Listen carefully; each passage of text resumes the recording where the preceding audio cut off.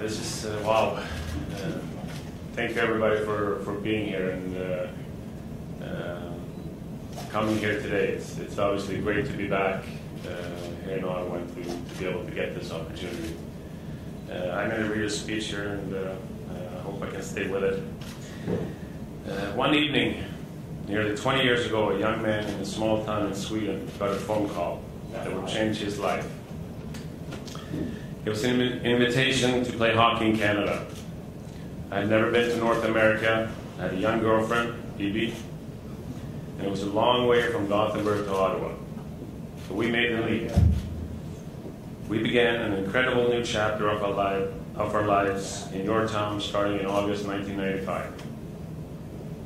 Our marvelous boys are born here, and we grew from youngsters into aging parents. You made your town our town. Thank you. It was an incredible experience to play hockey with so many great players, so many great friends over so many great seasons. I really realized that I'm a very lucky guy. Even more important to me than my time on the ice was my time in our city, meeting new people, making new friends, watching my boys grow, and most of all, beginning a campaign to help change attitudes towards those struggling with mental illness. My work with the Royal Ottawa Hospital has been another high point in my life. Whatever I gave has been more than repaid in seeing the changes beginning to happen in some of the lives that I have touched. It is still an important part of my life and will continue to be so. Some of you may remember nearly 4 years ago now, my body started sending me a signal that all these years of hockey had a cost. My back began to act up, and I began to have the kind of issues bodies develop after years of physical work. I worked hard to fight it off, and I got some great help along the way. And I got another 2 great seasons in Ottawa, and a third one last year. But in the back of my mind, I still knew that the clock was ticking. Then on a Saturday morning 2 summers ago, I got another phone call from an old Swedish pal of mine.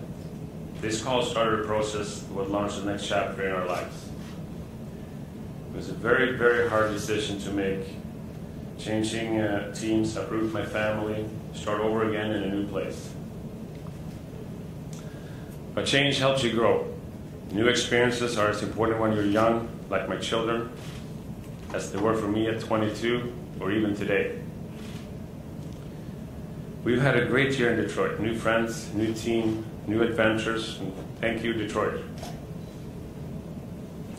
Then last season, my body began to complain once more. We'll go back. I've grown and learned a lot in the past 18 months.